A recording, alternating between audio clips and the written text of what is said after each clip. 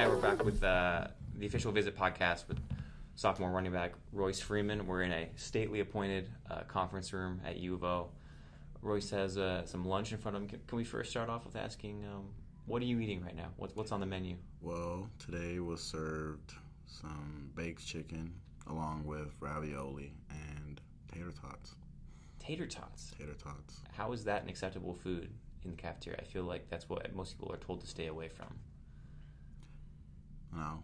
I mean, I just chose it. I mean, I just saw it. So I mean, it's good. I mean, I haven't had it in a while since I was younger, actually. So I mean, I'll be excited to eat it.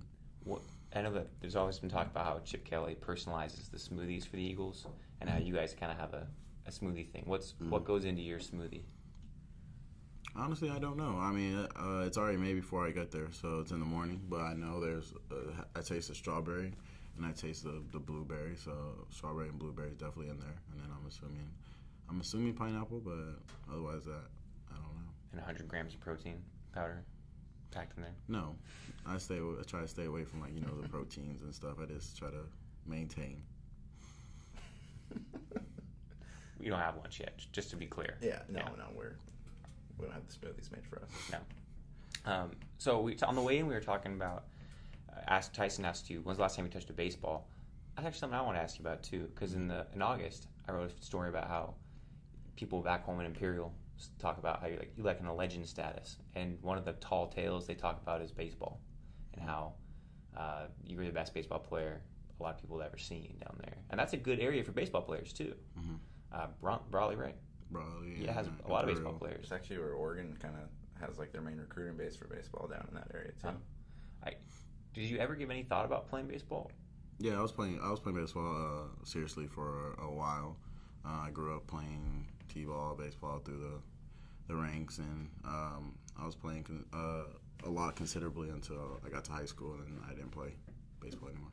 Did you just not like it anymore, or did you just like football better? I ended up breaking my wrist, fracturing my wrist early on. I think it was right before I got to high school, like my 8th grade year, or leading up to, and then I just reflected, and I was like, I don't think this is for me anymore. I broke my wrist playing baseball, and I was pretty disappointed. And football season was coming up in my freshman year, and then I just had to make a decision. I mean, I could have gone either way, but I just stuck with football. How'd you break it? I slid into third base, and it was a clean slide, and then I slid head first, and I came up, and my wrist was dangling, and I was like, I guess I broke it. I mean, I didn't really feel it or anything like that, but it was an instant. So your last play on a baseball field, your wrist is dangling. Yep, definitely. Yeah, great memories, huh? All good. It's a good one to go out on. Yeah, why not? You've done this type of things a lot. Pac-12 Media Days, I feel like that's not exactly the place you're most comfortable, especially in that environment where it's like this but on steroids. There's so many people talking to you. Obviously, you went through the national championship game run-up and Rose Bowl run-up. You've been through a lot of media, but what was Media Days like, and did you actually enjoy that? A lot of people would like that honor to go down to LA. Did you? Yeah, it was cool. You find it interesting? Yeah, I found it very interesting. It was actually an honor to go down there with Rodney and represent the University of Oregon. And as far as the questions they asked and things like that, I mean, I found it pretty cool, and they try to make it as interactive as possible. Did you get to have any time touring the studios? Yeah, it was like worked into the process. You go different places for different interviews, and you'd be able to basically kind of tour the sets as you were getting interviewed and things like that. What were some of the things that you guys had to do, like putt golf and wear hats or? Yeah, dress up, costume, and then the putt golf was pretty interesting. Pinata. Pinata too. I remember for the basketball one last year, they had this video went viral of Joseph Young dancing with bubbles going around. It's just like, yeah, that's pretty much what I think about Media Days. Yeah, pretty in the end, all worthless because you haven't played a single game. Right. What do you take away from, I guess, after 3 games? It's only been 3 games. Yeah.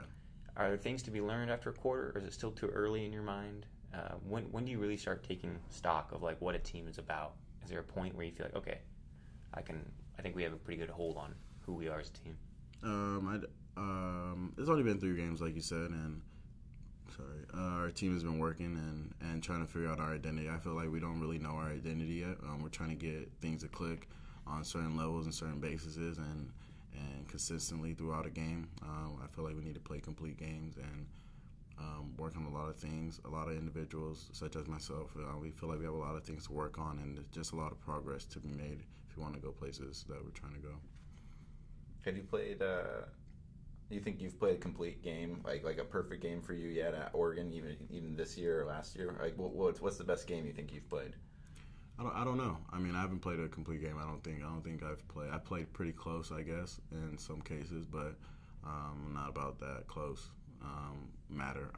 It's either it's perfect or it's not. Yeah. So I mean, Coach Alpha talking about nobody's going to be perfect, but I strive for perfection, and if I can get as close to it as I can, then that's what I'm aiming for. Okay, so best run, best moment, something on the field that you've had so far. So far this year, or last year. Last year, last year.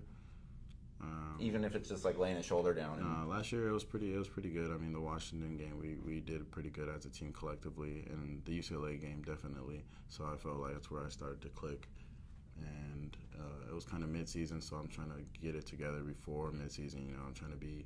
It's my second year, so I'm trying to start and get more active early on.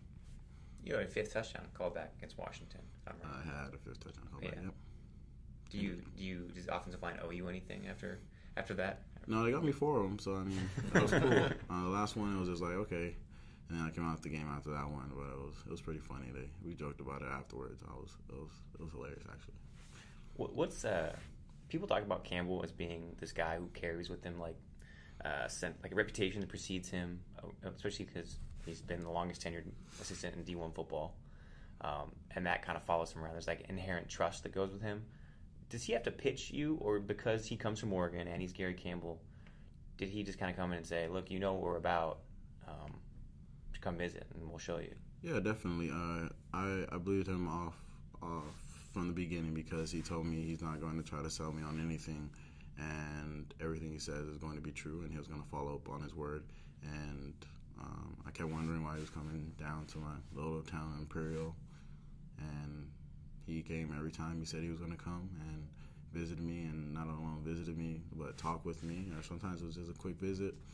And I really appreciated that, and he took over a father figure as far as I trusted him when I would come here. So, I had full trust in him, and then his repertoire of previous years with other running backs and things like that had me completely sold. What's he wearing when he's visiting you?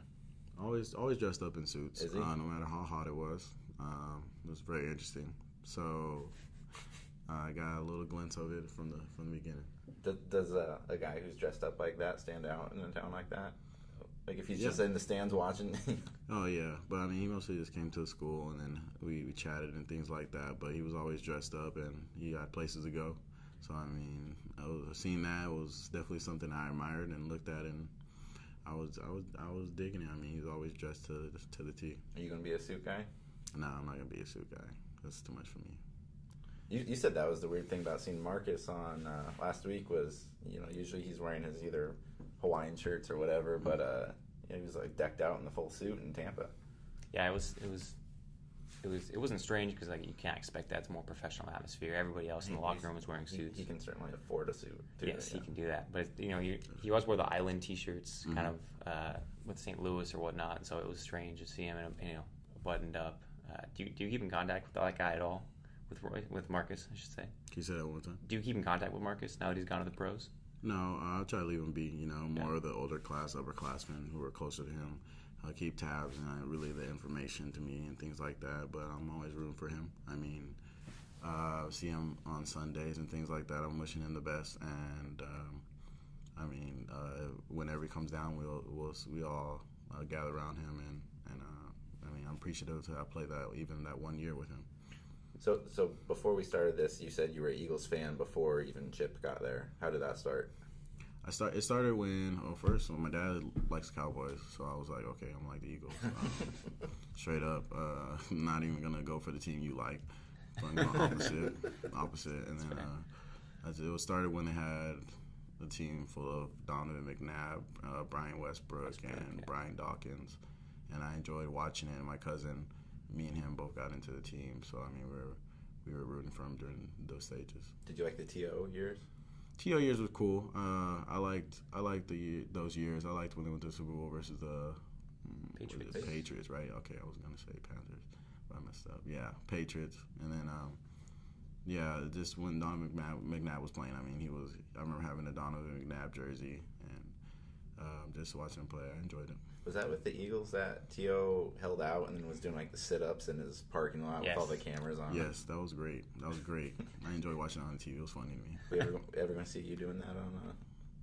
If you make it to the pros, holding out, doing crunches in your parking lot with cameras? No, I mean, T.O. is a different character, man. But he's a great player. Is it weird, or like, is it weird to still have a favorite team now or anything? Now that you guys are in the college level, obviously you're going to want to be getting NFL looks at some point. Do you still kind of keep that fan base, even though you're getting more and more familiar with, people at that level now? There's a good chance you're going to be at that level. It's definitely weird knowing the fact that I know people at that level, so it's interesting to me.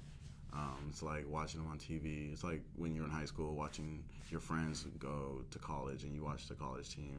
It's weird. But having the Eagles as my favorite team, mostly I get the question, do I like them because of Chip and everything? But I personally never met Chip or anything like that. So, but I root for the guys on the team. I met some of the guys that are on the Eagles, and just to have them on my team, I mean, I want them to do good. They better do good. They're on my team. Any Cowboys fans on the Ducks? On the Ducks, Cowboys. Helfrich. Oh, is he? Oh. He said growing up he was a Cowboys fan anyway. I mean, I wouldn't know. But, yeah, I don't know of any Cowboys fans, honestly, and I appreciate that because